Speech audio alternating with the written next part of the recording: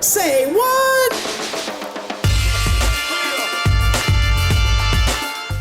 Hello and welcome back. It's time for Say What, where we hear from those connected to the industry about what's going on in our world of electrical apprenticeship. And this includes topics that you have suggested to us, so please keep those coming.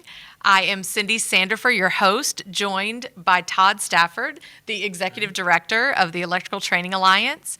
We have partnered with AM Crawford, Inc., to develop grant opportunities for all the JATCs and AJATCs. Today, we are going to spend more time with Andrea and Valerie to learn more about this fantastic opportunity.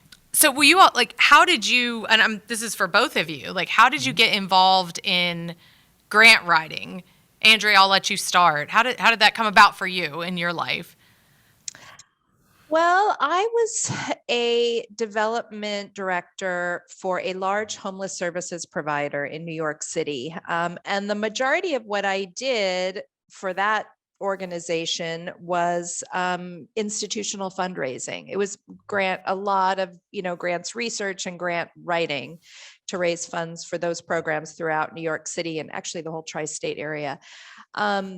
And I really loved that. I was an English major. I've always loved to write. I've always loved words. And it was my favorite part of the job is, I did some major donor work. I did some corporate sponsorship stuff and events, but my favorite part was really that grant writing work. And I decided at one point to take a little bit of a sabbatical and moved to Sicily for 6 months, which is where I'm from, or my family's from originally. And I quit my job, and my vice president, my boss at that time, said, "Would you be interested in doing some grant writing for us when you're in Sicily, and just kind of staying connected to the organization, but as a consultant?" And I was like, sure, I can work a few hours every day, and that would work just great for me.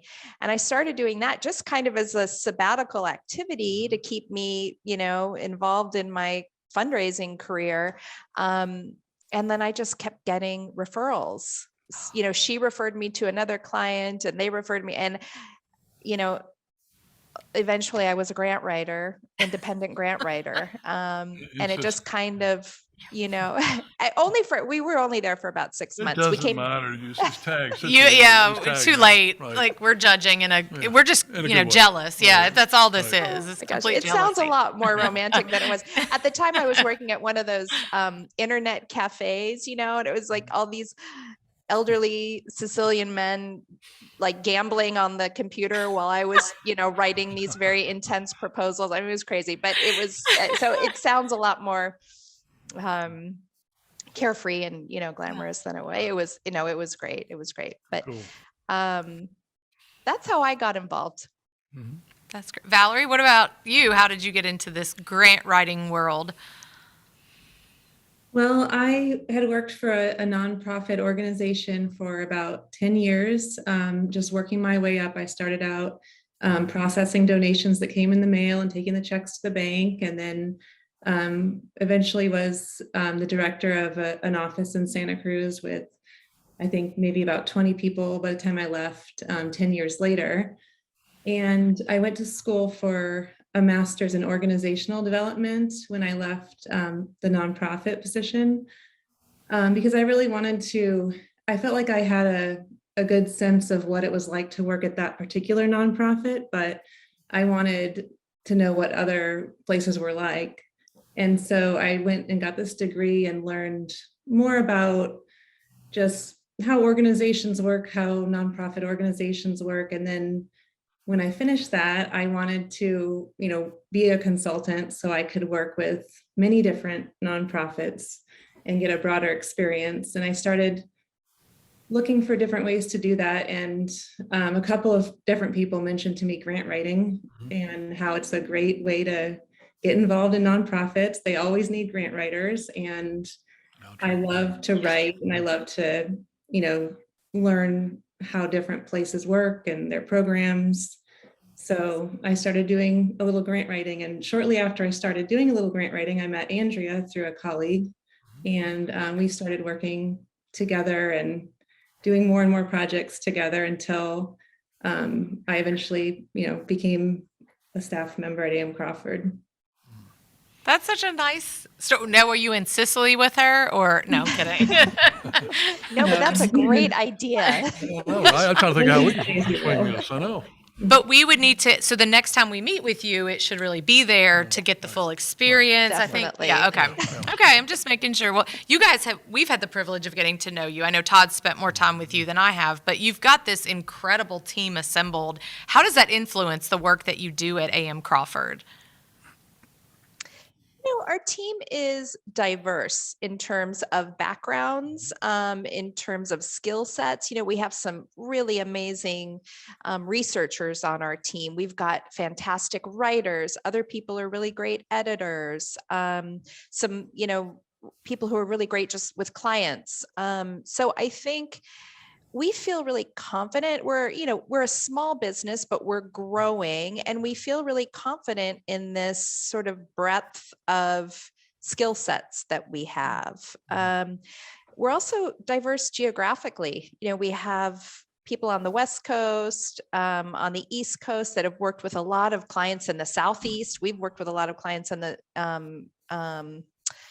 West Coast. We've got Tom in New York City. So we feel like we cover a lot of geographic area, and each of those team members have worked with nonprofits in those geographic areas, which all, as you all know from working with JATCs, things are really different in different regions.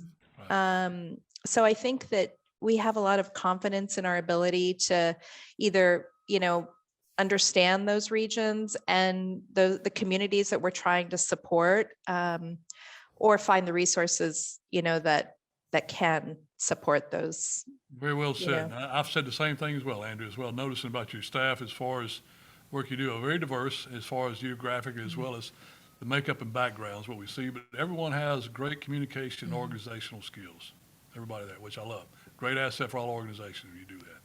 Absolutely. And Valerie, I guess it's great being a part of the team, I'm sure. Yeah. It's a really good team to be a part of. And, I really like working with AM Crawford because I like to work with other people. I don't really want to work alone. And we have a nice group of people to work with who all like to work that way. Yeah, when we were in Clearwater at the regional, a lot of your team was there. So it was really nice to, not only did we get to interact with you, but I think you guys had some kind of maybe team meeting or something while you were there. So it was nice to see you all getting that chance to be together since you are coming from so many parts of the country. It was such a great opportunity for us to not just meet the ETA team, which was fantastic, and to all be together in person, but for our team to talk a little bit more about, our goals as a firm and our core values. That's the other thing that we didn't mention, is that we do have a set of corporate tenets and core values that everyone, when they come to work for us, we try to communicate those really clearly. And I think that helps also, to ensure that those that we're recruiting onto our team either has those same values or is interested in cultivating those values. And I think our clients appreciate that too. Yeah.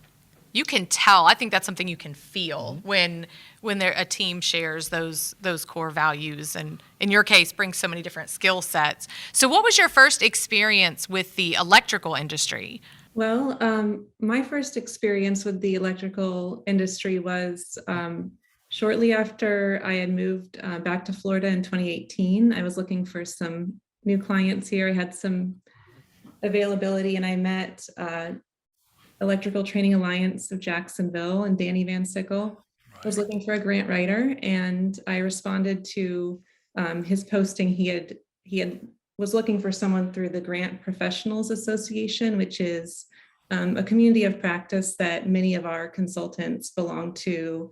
We also give back to and participate in very closely. So I had found out about that through GPA and went down and met Danny and the trustees. I had never really thought much about electricians before, other than when things weren't working, which I think is probably the case for a lot of people.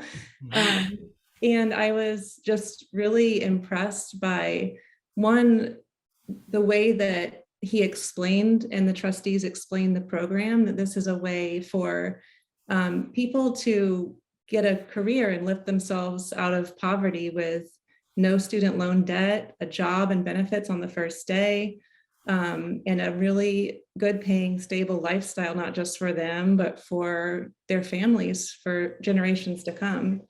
And I just thought this is such a great story and a great client, and grant funders are going to be so interested in this. So I was really excited when I got the contract with ETAJ, and they had received some grants in the past, but the ones they had been receiving had kind of run out, and we started out, and it took a little while, an investment on their part of time and money, just getting ready to apply for grants, because you have to get some paperwork in order.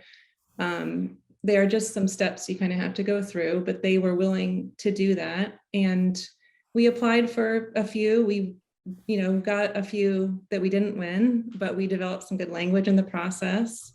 And then we had a couple of very small wins, and we kind of waited a little bit longer until we saw an opportunity with the Florida Department of Education. And it was a larger opportunity. We had already done the preparation, so we only had a month to apply, but we were ready. And we got a really good application together, and we won that. It was I think that first one was over $100,000 that they were able to get new training equipment, pay for their instructors, books for their pre-apprentices. And yeah, we've kept working with them since then. And now we've raised more than $850,000 for their JATCs. Yeah, thank you for that. Outstanding. That's incredible. Yeah, and I think that idea of getting to know, and I'm not proficient in grant writing, it scares me. To be on trying to do it, I can't even imagine, but you develop that relationship with the client. You get to know them, get to know who they are, and I would suggest, even if you do have those that you don't win, all that time together working through it would seem like that would kind of prepare you for anything that's coming in the future and make it, I'm going to use the word easier, and I'm really hesitant to use that word, but I would think it would make it somewhat easier for professionals, like people like yourselves, to be able to jump in there and then just kind of start grabbing all those other opportunities. Maybe easier to understand. Not easy, execute, easier to understand. That's what I meant. Yeah, right. Right. Yeah. And we're learning more and more with each proposal that we complete for ETA.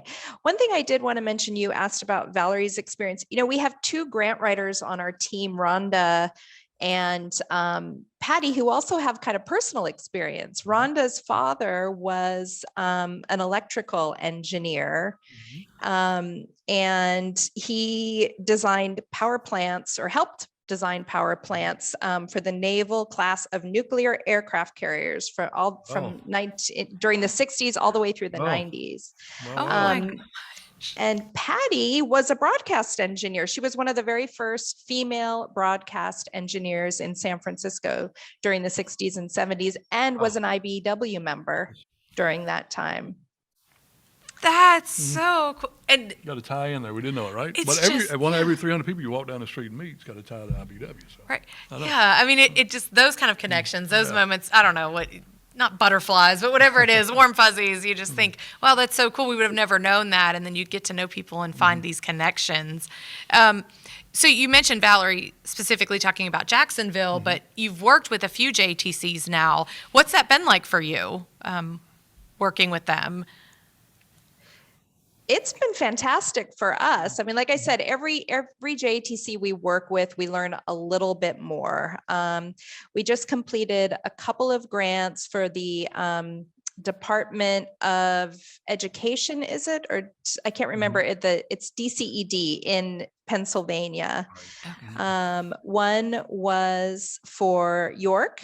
And that was funded. I know we were all really excited about that one because that was not only funded, but the governor of Pennsylvania made a specific announcement just about that grant, which was for our team, that was so exciting because we've had, press releases go out in the past about grants that we've been involved with, but never one press release just highlighting a grant that we worked on. So that was, we get really happy about those types of things as grant writers. You should be. That's pretty unique. That's pretty unique to be recognized for that, and it should be. So very well. Yeah, you should. Yeah, very much so. Feel proud, and I mean, because the time and energy and effort and skills that you put into that, I mean, you should be very excited. And to be recognized like that from the governor's office was just super cool.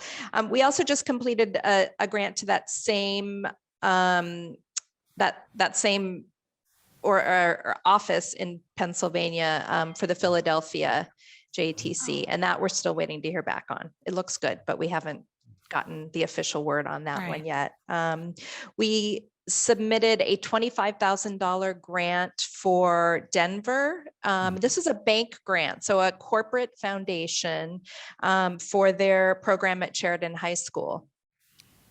Okay. Oh, wow. Yeah, And so we had a really good experience. Rhonda worked with Dan Hendricks, I believe, on that. And he gave us some really good feedback about working with our team. So Very good. Good. so it sounds like, and you're also working with people in different areas, which is really, really great. Like, getting that idea of, because talked about every JATC is a little different. So that's great. And different grants. Valerie worked on a partnership grant that I don't know if you want to talk a little bit more about that. So in the two cases that or three cases rather, that I just talked about, York, Philly, and Denver, we were just working on one grant for one JATC. Valerie worked on a big federal grant which was a partnership between a few JATCs and the Alliance, actually. Right. Yeah, that was with Daytona Beach, Gainesville, and Jacksonville. And it was, there were a couple of different focuses of that grant to increase training in renewable energy, electrical vehicle charging stations, and solar. And this, which was a big interest of the Economic Development Agency. And it was really nice working with the three JATCs together. And I could see that being something to do in the future with, a larger JATC or maybe an urban JATC and some rural JATCs. I think there's some good opportunities there to partner together and work on a grant together, and then hopefully win some funds that can be distributed between, 2 or 3 or 4 different JATCs. That's the goal. I think that'll happen. That's the goal. No doubt. So, great. So what are the most important factors in seeking a grant? And I'm thinking just basics, if you will. Like what are things that, the factors for seeking those? That's, we talk a lot about grant readiness, and we're really hoping to work with any given JATC that is grant ready. And also, at the same time, help those that are not grant ready or have never written a grant before get to that point. So we're really trying to kind of, provide capacity building support to those that may have never written a grant, don't know what they need to get in order. Those are things like, organization budgets, clear statements of need, audits if it's appropriate, or just financials, whether that be, your last year's P&L or your balance sheets, things that, and oftentimes we help organizations get those things in what we consider to be a really good looking organization budget, for example. It's not with all of your accounting codes and all that. It's just really simple that anyone can, one page, look at it and understand, where you're getting money from and what that money is going toward. There's so much more than that though. Like what else am I missing? Org charts, Right. key bios, these things that generally grant proposals ask for. Is there anything, Valerie, I'm sure I just kind of glossed over, but I think it's different. It's different at each, for each grant. And, if it's a federal grant, we can help get the SAM number, the grants.gov registration, which, it can be complicated or confusing sometimes to do if you're only doing it one time. But luckily we have people on our team who know how to guide people through that process. So yeah, I think it's really what we like to do is be the experts at grant writing, and you all are the experts at the work that you do. So we like to come in and work with other, professionals doing what they do best. And we help with the part that we can do best, which is telling you how to get all these forms together, putting them all in one place and filling out the grant application and getting it in. Right. Well said, Valerie. But well said, because that's exactly the point about why we're trying to build the partnership here, just for that reason. Because majority of our programs, we don't have the time. It's not our expertise, not the area of work we do. So this is a great partnership all the way around for that reason. So well said. Yeah, I was thinking that. Yeah, and I kind of wanted to ask that, and you did exactly what I was hoping you would do, is this idea of there is a lot to it. And yet, when you're working with someone who this is their expertise, then you can kind of, there's still going to be some work, but you're able to walk through. Somebody can walk you through the process, what we need to do. We don't even know where to start. And Valerie and Andrea definitely have the expertise and the knowledge and experience to show us where to go. And that's exactly what it's for. Exactly. So JTCs are listening. What types of grants are available for a JTC, AJTC? There are so many. Right now at the federal level, there's so much focus on apprenticeships. As you all know, we're working on a couple of big grants right now with the Apprenticeship Building America grant. There are like a Department of Education and Workforce Development grants in every state, in many counties. Then there are then there is this huge pot of philanthropic funds, foundations that are focused on clean energy, workforce development, youth development, veterans programs. Like this is what we hope to do, or we hope to be for the or for JATCs around the country and for the Alliance, to know what opportunities are out there and put the puzzle pieces together. And, kind of pitch those ideas to any given JATC or to the Alliance. There's a lot to answer your question. And in many different sectors, let's say. Right. And go ahead, Valerie. I'm so sorry. Okay. So I think pre-apprenticeship is going to be a big one. If a JATC wants to start a pre-apprenticeship program or to expand with another class in a pre-apprenticeship program, there's plenty of grants that are there to get the cost to get that going, with whether that's getting the trainers in place or the instructor salaries, because pre-apprenticeships are such a good pathway into apprenticeships and an opportunity for different people to try out a career who might not otherwise be the first people to come and register. Val, that's a great point as well. And pre-apprenticeship for us is so critical for the reason you just spoke, and that's getting exposure to our industry before you get involved, to know that it's going to be a fit. That's a great idea for that. But also the fact that pre-apprenticeship, to prepare somebody for apprenticeship program, by its definition, educational concept there and training that we just never get access point to. And JATCs getting a grant for this process helps them find a way to fund it, because how we're funded a lot of ways, the resources are not there. Somebody working to pay the bill to be able to do that. The money's already going to train apprentices. How can you pull money out of the apprentice training and go to pre-apprenticeship training whenever you're not supposed to do that? So Right. the grant is a big benefit for a lot of programs trying to get started. And I think once they do see the value of the pre-apprenticeship program, it'll be something easily to convince others to start as well as keep the program going. So thank you very much. Well said. Yeah, and that was another one of those questions where it's like, okay, what does it take to do a grant, and then what grants are available? Well, the whole point is there's things you have to do to be grant ready, as you pointed out, and then to figure out how to even begin to get grant ready. And then there's also all these opportunities.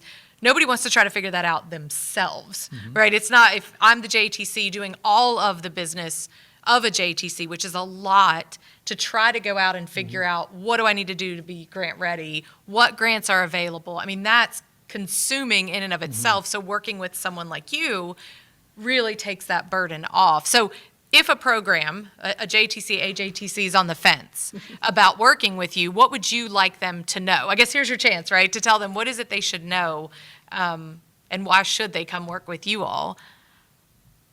I think first and foremost is that the AMC team really tries to make this as turnkey and easy as possible. As you all have kind of touched on, grant seeking and developing grant proposals can be a really arduous process. And we try to take on the bulk of that. We try to do the hardest parts, which is reading through these RFPs in detail, picking out the fine points, making sure that that our proposal is really compelling and matches the criteria, and the areas that have the most points, let's say, have the potential to earn the most points during the review process. We try to focus on those and make sure they're really, really strong.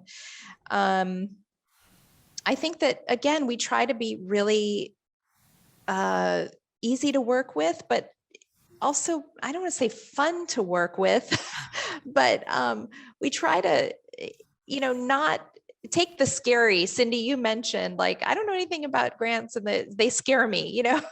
We try to make it as not scary as possible. Let's put it that way. I like the fun. I think I'm a huge advocate for the fact that we work a lot. There's a lot we do. We've got to have fun while we do it. So I think if you can make grant writing and that whole process enjoyable, not to say it's not work. I'm not saying it's not work. Yeah. The fear factor's not there because Right. our programs, I would say, it's about all of our training directors. By that, I can say all of them as a general statement. They're overworked, have a load of responsibility already, don't have the time to learn something new, and their business model already encompasses and takes care of what they have. So why don't I go start something new? I got enough on my plate here to start over where I'm at. And having somebody walking through the process eases the fear factor. Yeah. Takes away the unknown. Right. Right. And I took some notes when Absolutely. you all presented at the regional seminar in Clearwater. So I took some notes and I'm looking at those now. And you said some of the benefits were the efficiency, the ease of doing business, the peace of mind, which you've mentioned. you. Vetted professionals. So your leaders in the field, you've talked, just the two of you have talked about your experiences. So then you take the whole team and all the diversity that you have, whether it's location or experience. You keep your fingers on the pulse, so you kind of know what's going on and what's happening. And then probably the one that might appeal most to a lot of the programs is the professional fees are paid by the ETA. So Thank you for mentioning that. Yeah. Well, no, it's huge because it's like, okay, and all that, because there is some work involved, but you guys make it fun and you know what you're doing. So you can kind of take the fear and make it easy, as easy as something like that can be. But then also this idea of, okay, now we're just about getting money for you because the professional fees are being taken care of. That's part of our agreement. I want to do that as far as helping local programs, because it's one of the largest benefits of grant participation and of our industry as a whole is a lot of our industries don't have the budget to even plan grants, much less implement them, execute them. Whether they don't have the money to pay a grant writer to start out. So we have to find a way to actually supplement their ability to participate. That's what we can do. And for that, we're agreeing to fund it just for that reason, help out the programs. Yes, the larger programs that handle it, they can do it on their own and do great jobs at it already. But a lot of places can't, which is why we want to make sure we take care of that cost. Right. yeah, the idea is everybody, right? Yeah, so It's everybody it's gets also it. hard to find grant writers Yes, it is. that are, certified in their field, that have a lot of experience with any given organization, that understand what the challenges are, that know where to find the pot of money. These things take a lot of time to build that relationship. So it's nice to have that team already in place and available, and the JTC doesn't have to go find that on their own. Yeah, like I'm like, where do you, again, I was at a JATC, so it's like, yeah, where do you even start? Like, I mean, what do you do? A Google search, like grant writer? Who knows what you could get? So I think it's just another part of the value Right. that we have. And in fact, you guys mentioned Dan from Denver, and he was going to join us so that he could share, firsthand experience of working with you all. And, but the biggest thing he said he was extremely happy, very, very happy with the experience of working with AM Crawford, and said that you all did a great job. So, just wanted to share those thoughts from Dan, who was, again, apologetic that he couldn't Dan will couldn't probably be here. watch and tell Dan thank you as well. Yes. But coming from Dan, from a brother, I can say this is you don't get a lot of compliments from Dan. You do good. So. Dan, what we're saying is when you say something, we know it's true. So for you to Exactly. say they did a Listen, great exactly. job, and we know that's true. So, it's just one testimony. I'm sure we could That's really nice. go to several others. That's great to hear. Yeah. I hope, after developing a number of, additional grants, that we'll have that feedback from many other JTCs, because I can tell you from our standpoint, we really, really love working with each JTC that we've Great. had the good luck of partnering with so far. Well, thank Yeah. you. Hopefully we see all of them before we're done. Good. Yeah. So we'll, if anyone's listening or watching and you're interested in finding out more, Grant ready. let's, get how to grant get ready. grant ready, what that even means. Like Right. we just did some surface level talking, but the team at AM Crawford is more than willing to get in, talk about it, and see what opportunities. And you talked about all these different levels. It could be something just in your area, your region, your state, that's available. And so having all of that experience at your fingertips is a pretty fantastic thing. So we want everybody to take advantage of this and reach out and talk to AM Crawford about what they can do to help you. We'll be continuously sending out a lot of information about how to participate, how to get grant ready, all the information will be coming. We'll be putting that out continuously. Absolutely. So stay tuned for that. But thank you so much. I'm going to say we went through that. Andrea has been Andrea, Andrea. So, but it is Andrea. We did establish that. But thank you, Yes. Andrea and Valerie, for sharing some time with us, and certainly for all you're doing for the programs across the country. We really, really appreciate you all and all the work you've done to dig in and understand who we are and what you can do to help. And as you said, as you learn one Thank program, you. one thing about it, you learn that we're all different, but everyone's going to tell you they're a little bit different, which is fine. We're all a little bit different, but we're all under the basic umbrella Yeah. of the Electrical Training Alliance. So Right. we'll figure it out. All right. Well, thank Yes, you all we so will. much. Todd, I'm grateful to you, and I think Mark and Pam and whoever else was involved in this process of getting to know AM Crawford. But you've talked to them a lot, but did anything stand out to you today, hearing from them? Hoping the programs understand that this grant process is for them. It's not benefit the Electrical Training Alliance. We generate curriculum sale, but we're going to do that anyway. That's what our job mission is anyhow. But understanding that the local program, this is about the local program, not have to pay the fees, apply for grants, either it may be a municipal grant, maybe a state grant, where it may work in a process where AMC can participate. I'm not saying they can work on every grant process that comes up available now. We have to kind of manage their time along with what we have, what's going to be in progress. So how that's going to be determined is how the programs get grant ready. The programs that are grant ready are the ones that have to take the least amount of work from AMC to get them up to speed to apply for the grant. Won't be as well or as quick to be used as somebody's already grant ready. So the local programs get grant ready. There'll be a process to qualify, how to be a grant ready, how to get all your forms, your qualifications, your budgets, everything that Andrea spoke about that is here, and what has to be done. We'll lay it out exactly in the process by contacting us. You'll see, you wait for publication of us to go out to see everybody, what they need to do. But one takeaway is, okay, it's not about them having to pay funds to support a group. That's not what it's about. We'll take care of that cost. It's about the program that participates so they can receive funds, be able to do training for local programs, which they're in helping the apprentice. Because every dollar saved helping that apprentice, it saves our industry and helps the apprentice learn that much more. That's what our mission is about. So that's what I get out of it. More than anything else, Andrew didn't really hit on it hard, but she talked a lot about it. Not much emphasis I would like to see. I love to see the emphasis on the programs getting grant ready.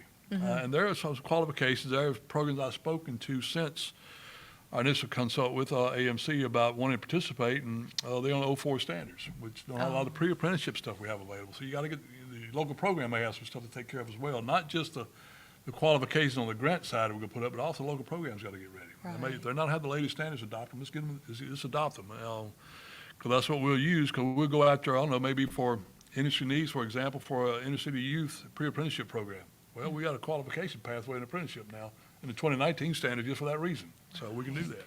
If you don't have 2019, it's kind of hard to participate. So getting grant ready is going to be huge. Right. And knowing, I think the one-stop shop, if you will, was something that stood out to me. Like, not only are, the fees, the professional fees are covered, so that's done. You mentioned that. And then also this idea, these people are, this company, the individuals, they're vetted. So it's like you're not having to find out who to go to. Go to them. Your professional fees are paid, and they can give you all the information you need and work with you and find all this stuff. Find everything out, do all the hard work, the research, the behind the scenes, and then come to you with, okay, here's what we need to do. And again, not that it's easy. And it's not going to be easy. And unfortunately, we're just starting. As we ramp up the process and capabilities, we'll be able to take on more load. In other words, we can apply for more and do more. It's going to take a learning curve to get our programs ready, as well as AMC ready, and personnel, the staff and whole. We'll be able to do more, year 2, 3 down the road we can do this year because we're ramping up the build. Programs aren't ready. We're not ready. Financial ready. It's a lot of growth we got to get there. But programs can contact us. We get AMC if it works process-wise. And I don't want to discourage program applying, but we just probably can't accept all of them that come to us to start off with. Sure. I wish we could, but we probably can't do it the first year, the first few months. But we'll get there. It'll take time. So get grant ready. Right. Those that are more Get grant qualified, ready. they'll be the first ones to work with. Right. But Valerie kind of said, she was speaking about just the one experience with Jacksonville, but the idea is it's every time it may not be a win, if you will, but it's the fact that you're building all of this information to where it's easier. I'm not saying easy again, but then each time it gets a little more fluid. Right. And you kind of get through it. So same thing to you. Even if the first time they can't work with you, that doesn't mean that the next time they can't. So it's, it's just that keep trying, keep building it. So anyway, thank you so much to Andrea and Valerie and to the entire AMC Crawford team for your commitment to helping our industry. Thanks to you, the listeners. I hope this one, kind of gave you some ideas and some thoughts, opportunities to help your program and to get involved in getting grant ready. We're going to say that again. But thanks for taking time to join us and listen. Don't forget, remember all those things that we want to hear from you. So if there's topics that you want us to cover, send me an email. Say what? That's SAYWATT at electricaltrainingalliance.org, and tell us what you want us to talk about, and we'll do that. Even come be a guest, maybe. That's always an option. Our next episode will drop in August, and we're going to be coming to you from NTI if all goes well. So that'll actually be recorded at NTI 2022. Until then, stay connected with us through our newsletters, blog posts. Be sure to follow us on social media, subscribe to the podcast, stay powered up, and we will see you next time. Say what?